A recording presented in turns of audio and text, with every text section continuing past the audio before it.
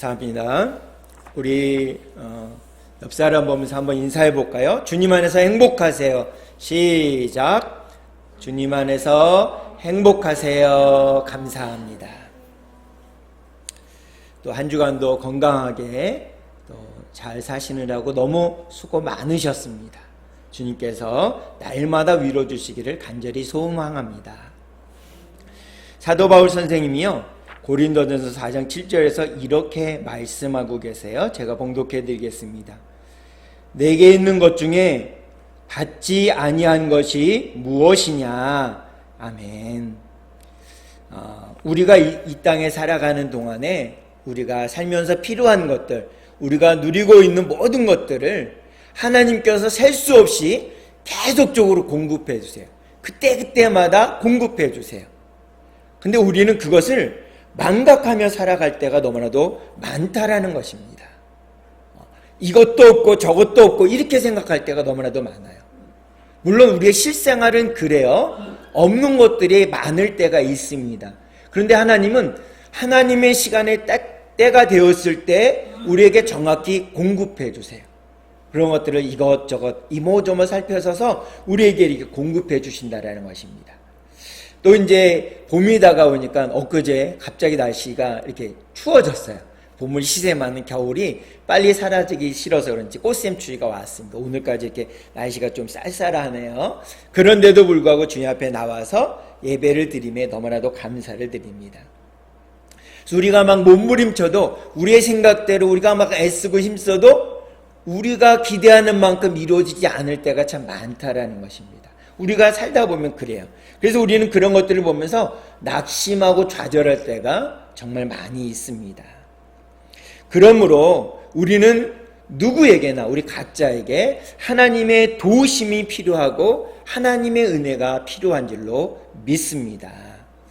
우리의 삶이 어제나 오늘이나 변함없이 똑같다고 할지라도 우리는 하나님의 은혜를 바라보고 불평과 불만을 하지 않고 감사의 노래를 날마다 올려드릴 수 있는 우리 모두가 되어질 간절히 소원합니다.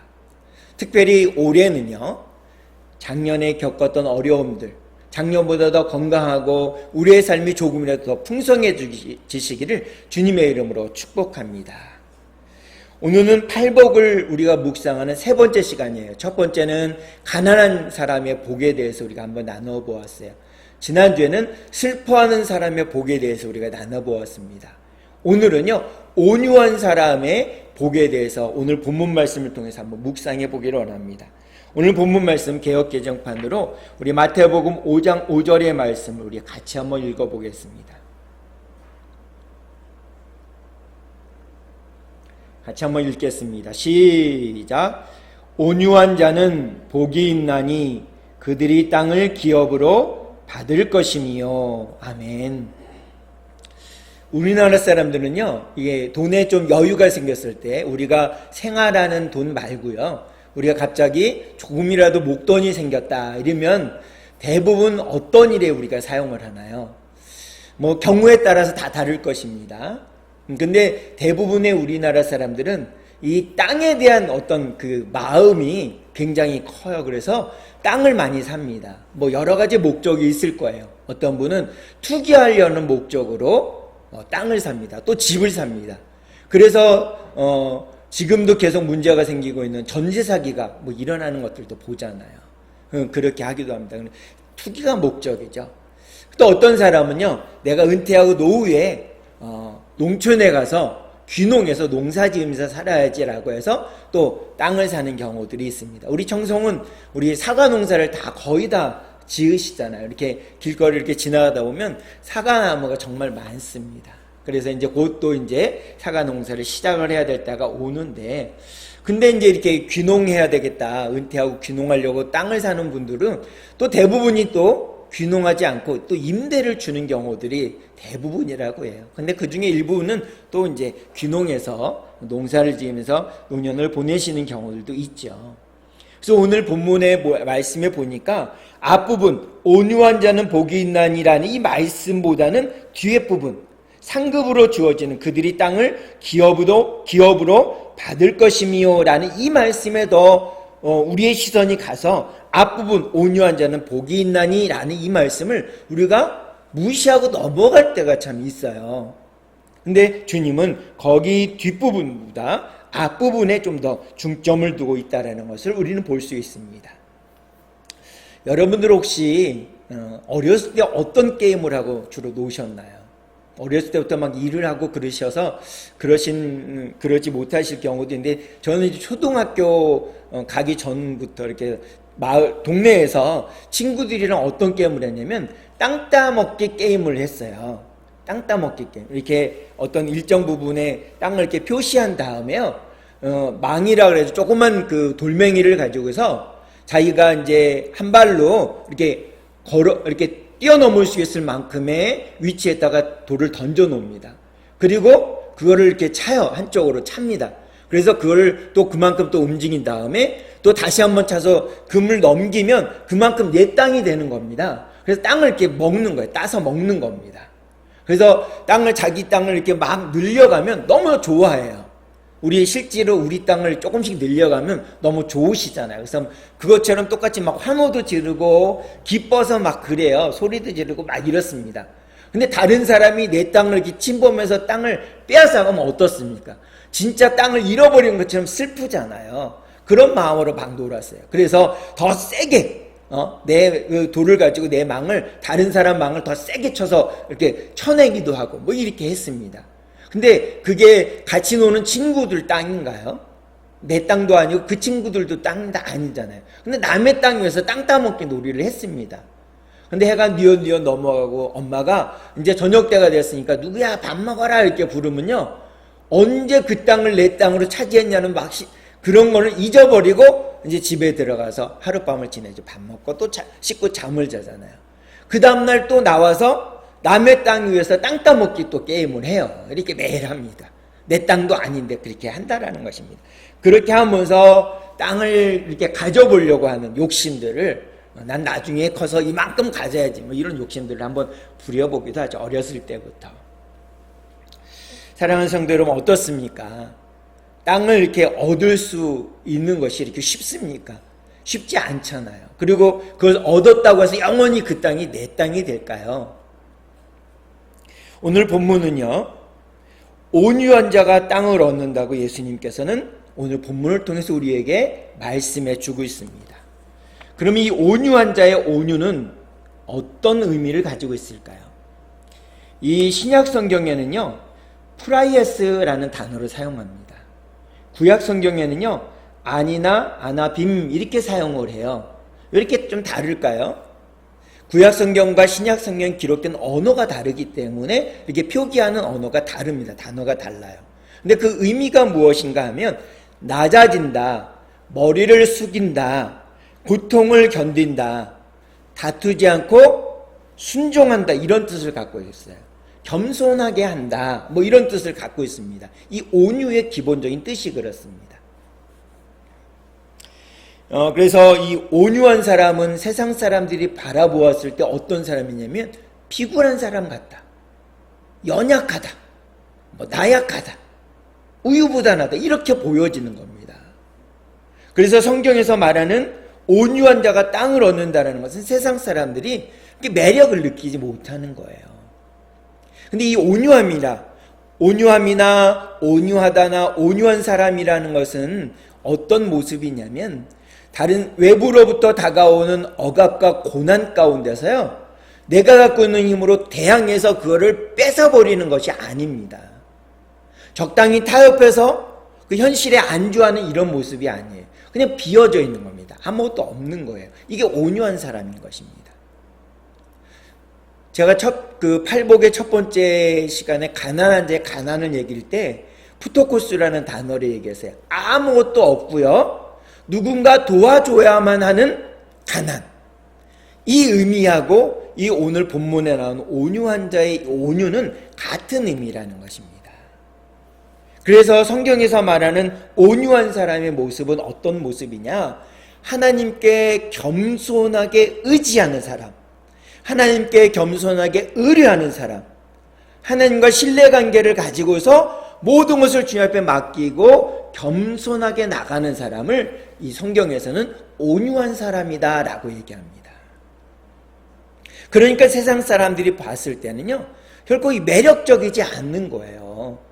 왜 네가 가진 힘을 최대한 발휘해서 뺏어와야지, 이게 무슨 소리냐, 이렇게 얘기하는 것이죠.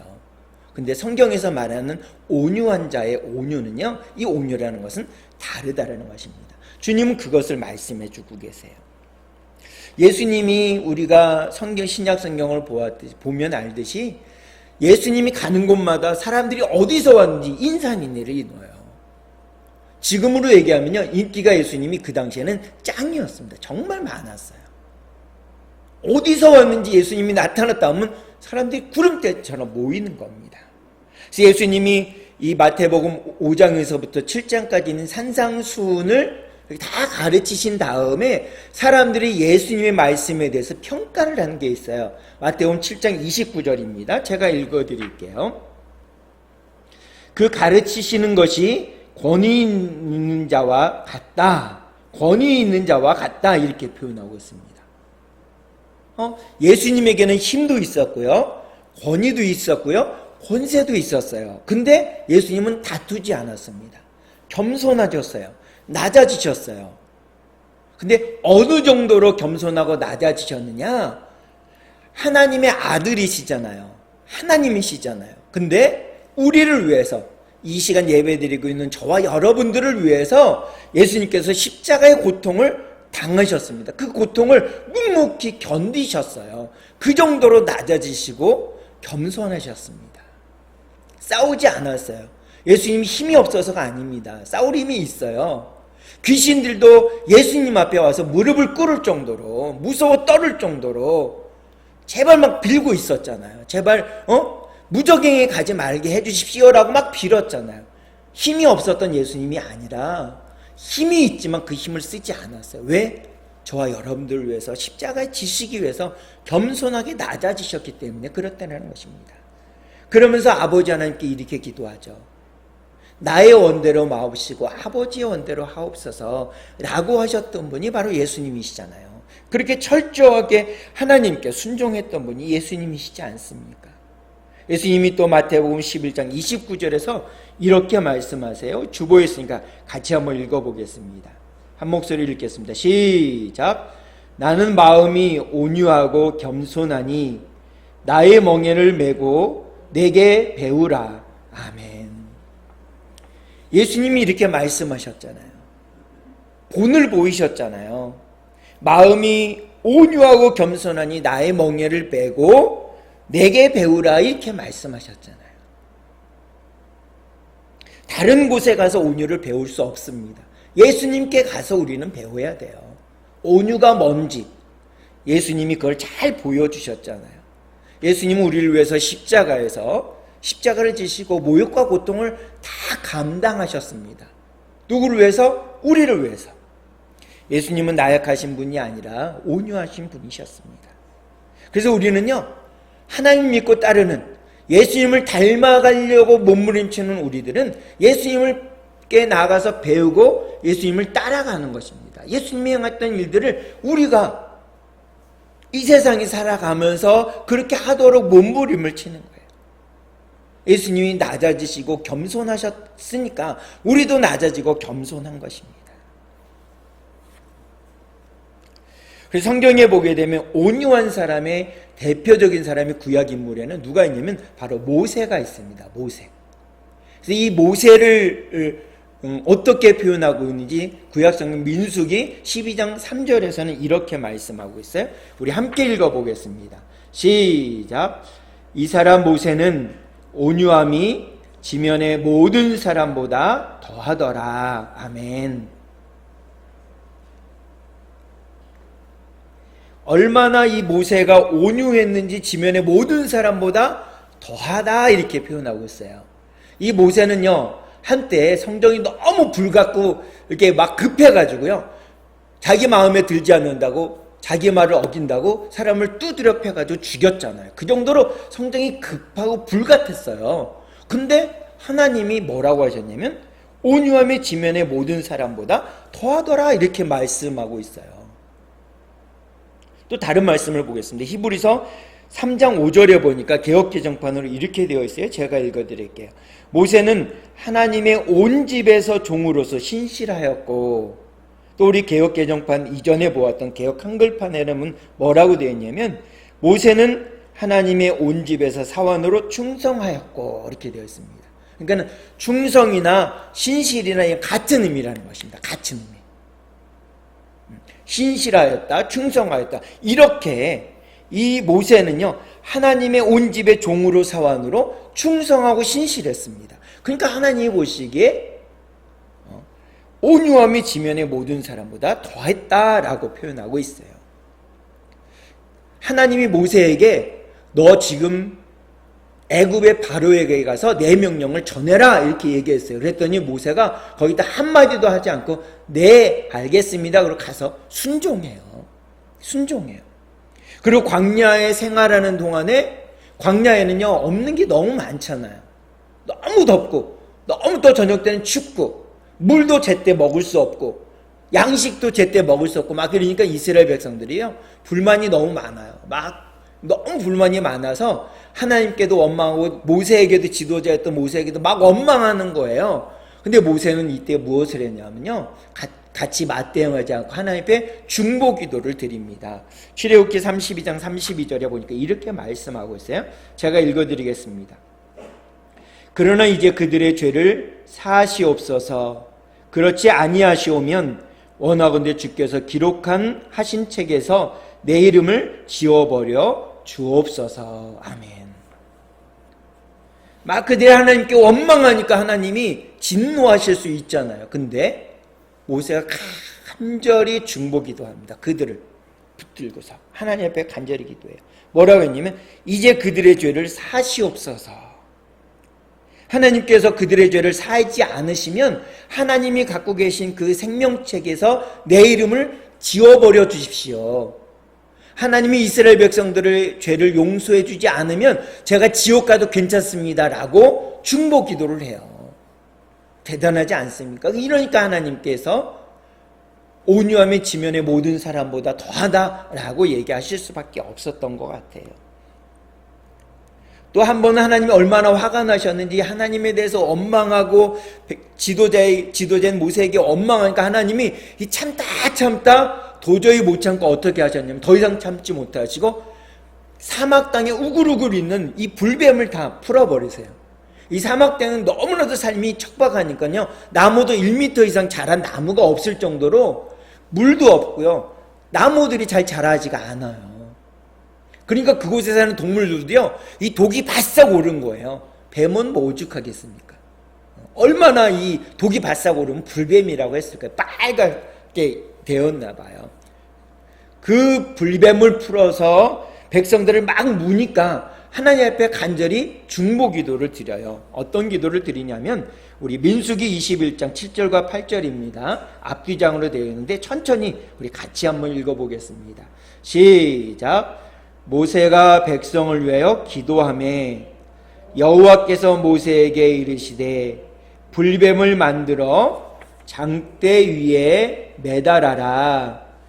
물린 자마다 그것을 보면 살리라. 아멘. 모세가 중보 기도를 했어요. 7절에 보니까 백성을 위하여 기도하매 하나님 앞에 기도해요. 누구를 위해서? 백성을 위해서. 간절히 기도하니까 하나님이 그 마음을 이렇게 화를 이렇게 누그러뜨리면서 모세를 보고 누그러뜨리면서 불뱀을 만들어서 장대에 높이 달아라. 왜 가장 높은 곳에 달았을까요? 온 이스라엘 백성들이 다 볼 수 있도록 높은 곳에 달았어요. 높은 곳에. 그래서 그 장대에 있는 그 뱀을 본 사람, 그 뱀 모양을 구리로 만든 뱀 모양을 본 사람들은 뱀에 물렸을지라도 다 나을 것이다 이렇게 얘기해요. 다 구원받을 것이다 이렇게 얘기합니다. 이 모세의 중보기도 때문에 하나님이 그렇게 하시잖아요. 그리고 모세를 향해서 하나님이 모세가 조그만 죄를 졌어요. 하나님이 하라는 대로 불순종한 때가 있었어요. 한 번 있었어요. 그랬더니 너는 가나안 땅에 못 들어가 그랬더니 얼마나 그 고생했어요. 40년 동안 광야에서 이스라엘 백성들한테 원망 들어요. 막 욕도 들어요. 이랬는데 이제 막상 가나안 땅에 들어가려니까 하나님이 너는 가나안 땅에 못 들어가 이러니까 마음이 얼마나 그렇겠어요. 근데 그래도 하나님 앞에 원망하거나 불평하지 않고 네 하고 순종해요. 하나님께서 모세를 가나안 땅에 들어가지 못하게 하셨지만 그의 마음은 하나님이나 백성들이 원망하지 않습니다. 불평하지 않아요. 전적으로 순종해요. 철저하게 순종하고 하나님의 말씀을 붙들고 살아나가요. 이 모습을 본 말년까지 40년 동안 애쓰고 수고한 이 모세의 모습을 보고 하나님께서는 민수기 12장 3절에서 이 사람 모세는 온유함이 지면의 모든 사람보다 더하더라 라고 말씀하실 수밖에 없었지 않았을까 생각을 해보게 됩니다. 대단하죠. 막 화가 많았던 이게 불같은 성격을 갖고 있던 사람이 얼마나 연단되었으면 하나님이 이렇게 표현할 정도가 되셨을까요? 좀 대단하다는 생각이 듭니다. 또 이 온유함의 모델링인 사람이 있어요. 그분은 바로 예수님이세요. 예수님은요 하나님으로부터 버림을 당하세요. 우리 때문에 버림을 당하시잖아요. 그래도 하나님께 원망하지 않습니다. 또 제자들 많은 병 고쳐주고 먹거리를 해결해주고 막 이랬던 사람들로부터 십자가에 못 박으셔서 막 이렇게 배신을 당해요. 버림을 받아요. 제자들도 다 도망갔어요. 그런데도 불평하지 않으셨습니다. 이 예수님의 온유함을 보고요 이사야 선지자는 이사야서 53장 7절에 예수님의 온유함을 이렇게 표현합니다. 제가 읽어드릴게요.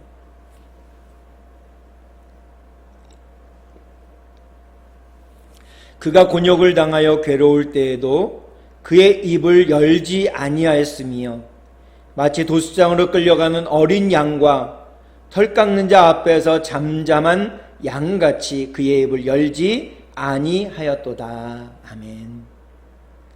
채찍맞고 괴롭고 어려울 때 사람들이 다 자기를 떠나고 손가락질하고 십자가에 못 박으라 막 이럴 때도 예수님은 입을 열지 않으셨어요. 사람들에게 조롱을 당하고 제자들이 자기를 버리고 도망가도 예수님은 묵묵히 그 일을 감당해 내셨다는 거예요. 하나님께 순종했다라는 것을 말씀하고 있죠. 예수님 눈앞에서 예수님 부인하고 저주했던 베드로를 보고 또 돈을 받고 예수님을 팔아버렸던 제자 가룟 유다를 보면서도 또 자기를 십자가에 못 박으라고 땅땅땅 결정을 내렸던 빌라도를 바라보면서도 예수님은 원망하지 않으시고 그들을 품어주셨다라는 것입니다.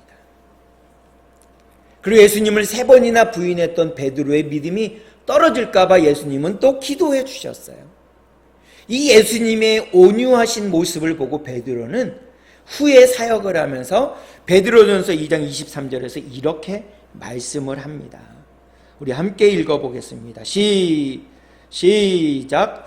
욕을 당하시되 맞대어 욕하지 아니하시고 고난을 당하시되 위협하지 아니하시고 오직 공의로 심판하시는 이에게 부탁하시며. 아멘.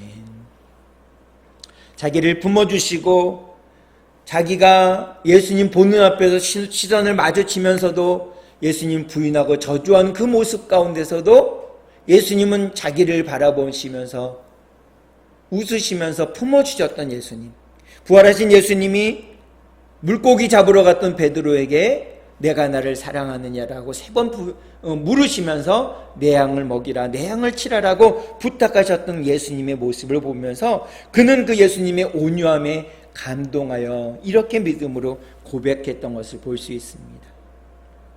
예수님께서 겟세마네 동산에서 예수님께서 아버지가 허락하신 그 쓴 잔을 미루지 않고 받아 마실 것을 결단하시면서 나의 원대로 마시고 아버지의 뜻하시는 대로 하옵소서라고 하나님께 기도합니다.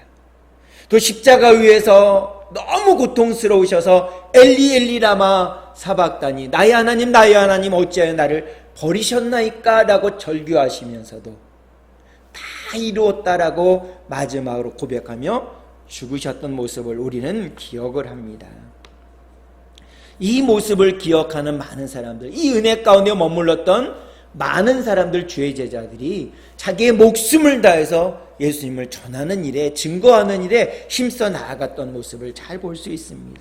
특별히 예수님의 이 온유한 모습을 만나는 모든 사람들에게 나눠주었던 제자들 중에 한 사람인 사도 바울은 여러 교회에 편지를 보낼 때 에베소서 4장 2절에서 이렇게 말씀하세요. 우리 함께 읽어보겠습니다.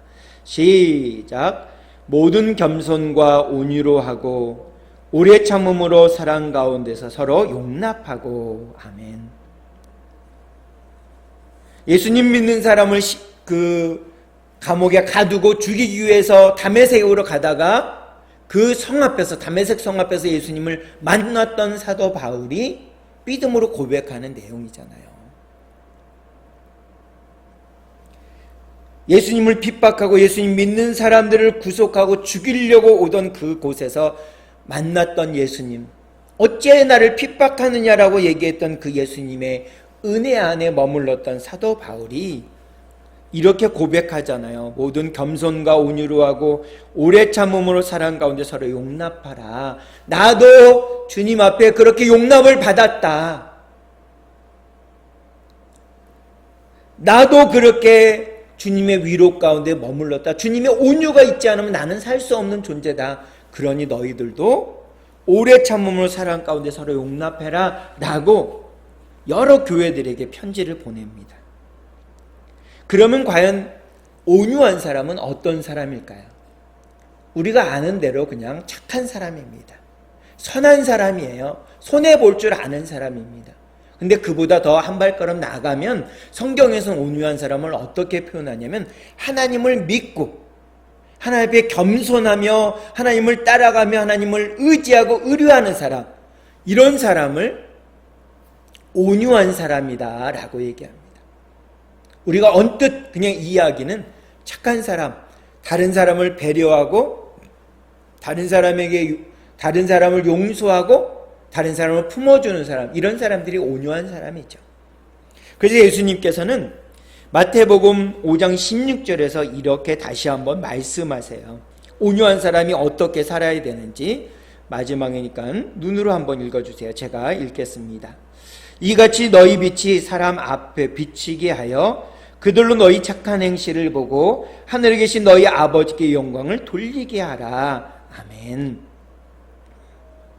그러니까 이런 겁니다. 우리가 행하는 평소의 삶 가운데 착한 행실들, 선한 행실들, 이런 걸 보고서 야, 저 사람은 정말 착해, 저 사람은 법 없이도 살 수 있는 사람이라고 말하는 것으로 끝나지 않고 저 사람이 왜 저러지? 알고 보니까 저 사람은 예수님 믿는 사람이구나. 그래서 하나님께 영광을 돌리도록, 예수님을 알지 못하는 사람들이 우리의 모습에 착한 행실을 보고서 하나님께 영광을 올리도록 하는 사람이 진짜 온유한 사람이다 라고 주님은 말씀하고 계세요. 결론을 맺겠습니다. 지금 우리가 살아가는 현 시대에서 우리 주위에, 우리가 살아가는 마을에서 이렇게 온유한 사람, 착하고 다른 사람을 배려하고 양보할 줄 아는 사람들은요, 너무나도 어려울 때가 너무나도 정말 많아요. 손해를 보다 보니까 내가 어려울 때가 많은 거죠. 괜한 어떤 이상한 소문에 이상한 소리를 듣고 그냥 참고 있으면 바보같이 여겨질 때도 많아요. 그러나 오늘 주님께서는 온유한 사람은 복이 있나니 그들이 땅을 기업으로 얻을 것이다 라고 말씀했습니다. 그날이 올 때까지 우리는 무엇을 해야 될까요?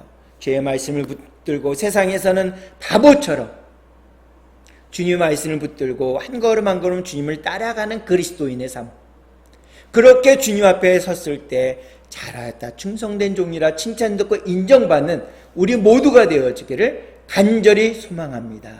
그 마음을 가지고 우리 결단기도 함께 드리도록 하겠습니다. 시작. 하나님 아버지, 저는 죄인입니다. 어디에서 와서 왜 살며 어디로 가는지 알지 못하고 방황하며 살았습니다. 저의 죄를 위하여 십자가에서 죽으시고 부활하신 예수님을 제 구주로 모셔 드립니다. 이제 저는 하나님의 자녀가 되었습니다. 지금부터 영원토록 주님과 함께 살겠습니다. 예수님의 이름으로 기도드립니다. 아멘. 기도하시겠습니다. 참 좋으신 하나님, 오늘은 온유한 사람의 복에 대해서 주님께서 말씀해 주셨습니다. 땅을 기업으로 얻게 될 것이다라는 축복의 말씀을 주셨습니다. 그 말씀을 붙들고 주님을 닮아가며 주 앞에 겸손히 하나님만 온전히 의지하고 하나님만 따라가는, 주님을 닮아가는 이 땅의 진정한 온유한 사람으로서 살아갈 수 있는 저희 모두가 될 수 있도록 인도하여 주시옵소서. 때로는 손해를 보아야 하고 때로는 억측 같은 소리를 들어야 하지만 그럼에도 불구하고 주님을 바라보고 주님을 의지하며 주님을 닮아가는, 주님이 보여주셨던 온유한 사람의 삶을 살아갈 수 있는, 기꺼이 그 길을 선택할 줄 아는 저희 모두가 될 수 있도록 인도해 주시옵소서. 예수님의 이름으로 기도하옵나이다. 아멘. 마음속에